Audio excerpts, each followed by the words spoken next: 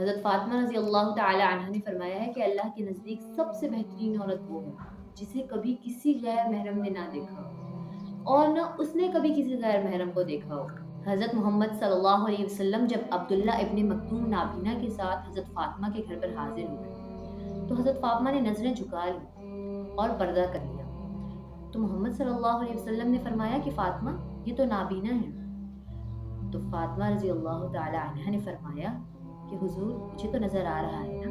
حضرت فاطمہ رضی اللہ تعالی عنہا کی جو سیرت ہے، جو زندگی گزارنے کا طریقہ ہے، وہ ہم سب عورتوں کے لیے مشعل راہ ہے۔ وہ بچیوں کی اور عورتوں کی رول ماڈل ہے۔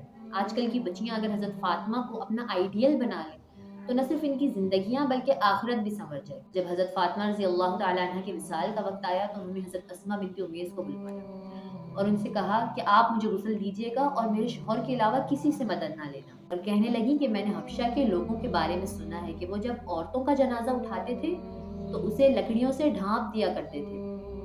فرمانے لگی کہ میں نے علی کو بتا دیا ہے اور تمہیں بھی بتا رہی ہوں کہ میرا جنازہ رات میں اٹھانا اور اسے لکڑیوں سے ڈھانپ دینا تاکہ میرے وجود پر پڑی ہوئی چادر پر بھی کسی کی نظر نہ پڑے۔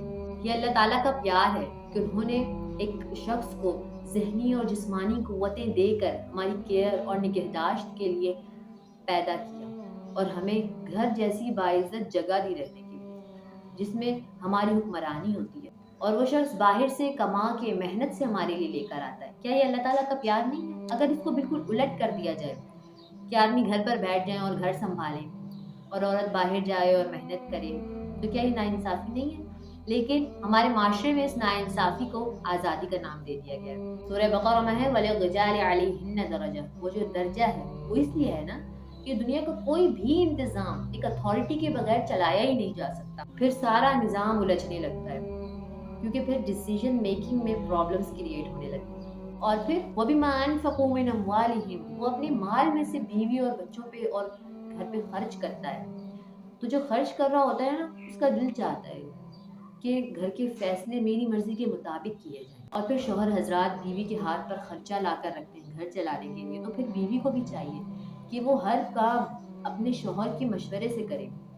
مال جہاں بھی خرچ کرنا ہو اس میں شوہر سے لازم مشورہ کرے اور مال کو خرچ کرنے میں کفایت شعاری سے کام لے۔ فالصالحات قانتات، بس صالح عورت وہ ہے جو اطاعت گزار ہے، جو بات مانتی ہے۔ ایسا نہیں ہے کہ جب اپنی مرضی ہو، جب اپنا دل کیا تو بات مان لی، نہیں، نیک عورت تو وہ ہے جو اپنے شوہر کی اطاعت گزار ہوتی ہے، اس کی فرما بردار ہوتی ہے۔ اور اس بات کی وضاحت نبی صلی اللہ علیہ وسلم کی اس حدیث سے کی جا سکتی ہے، مومن کے لیے خوف خدا کے بعد سب سے مفید اور باعث خیر رحمت چیز نیک بیوی ہے۔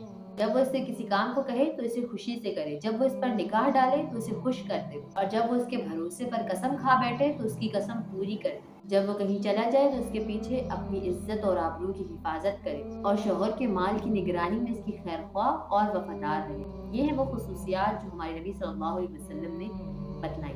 اور اللہ کو عورت کی چال میں حیا چاہیے۔ اللہ کو وہ عورت اچھی لگتی ہے جو مردوں کی بھیڑ میں اور مس گیدرنگ میں جانا پسند نہیں کرتی۔ اسلام یہ کلچر چاہتا ہے، اپنے بچوں کو اور بچیوں کو ایسے سکولز میں ڈالیں جہاں حیا کا ماحول ہو، جہاں کو ایجوکیشن نہ ہو، جہاں بچیوں کو پڑھانے کے لیے فیمیل ٹیچرز پردے میں ہوں تاکہ بچیاں پردہ کرنا سیکھیں، کیونکہ ٹیچر کی جو پرسنالٹی ہوتی ہے نا وہ بچوں کو بہت زیادہ متاثر کرتی ہے، بچے ان سے انسپائر ہوتے ہیں۔ اتنا ماں باپ کا بھی بچوں پر اثر نہیں ہوتا جتنا زیادہ ٹیچر کا ہوتا ہے، لیکن ہمارے ہاں تو سب کچھ الٹ ہوا ہے۔ سکولز والے یہ پالیسی بناتے ہیں کہ ٹیچر میک اپ میں اور ویل ڈریسڈ ہونی چاہیے تاکہ بچوں کو یہ سبق ملے کہ ہمیں مینٹین ہو کر رہنا چاہیے۔ یہ کیسا مینٹین کر رہے ہیں آپ؟ یہ اسلام کو پیچھے چھوڑ دیا ہے اور دنیاوی تقاضے پورے کر رہے ہیں۔ بچیوں کو یہ بتانے کے بجائے کہ پردہ کیسے کرنا ہے، آپ انہیں یہ بتا رہے ہیں کہ ویل ڈریسڈ ہو کر کیسے نکلنا ہے۔ اور کو ایجوکیشن کا سسٹم بنا کر ہمارے یہاں شرم و حیا کا تقاضا بھی ختم کر دیا گیا ہے۔ ہماری ایک ٹیچر جنہوں نے عالمہ کا کورس کیا تھا، انہوں نے ہم سے شیئر کیا کہ جب ہم اپنے دور میں پڑھتے تھے، جب کورس کر رہے تھے، تو جب ہمیں ضرورت پڑتی تھی کہ کوئی ٹیچر نہ ہو اور ہمیں کسی سر سے پڑھنا پڑے تو ساری بچیاں حجاب میں اور عبائے میں ہوتی تھیں، اس کے باوجود آگے پردہ لگایا جاتا تھا اور پھر وہ اپنا ٹاپک پڑھاتے تھے اور سمجھاتے تھے اور پھر وہ وہاں سے چلے جاتے تھے۔ لیکن آج کل عجیب ہی ماحول ہے، सर जो है वो पढ़ा रहे हैं, साथ हँसी-मज़ाक भी हो रहा है, साथ बातें भी हो रही हैं। सब कुछ ऐसे चल रहा है जैसे ये सब कुछ नॉर्मल है। हमारे माशरे में इसे नॉर्मलाइज़ करने की कोशिश की जा रही है कि खैर है, इसमें तो ऐसी कोई बड़ी बात नहीं है, उस्ताद हैं, सिर्फ़ पढ़ने के लिए तो जा रही हैं।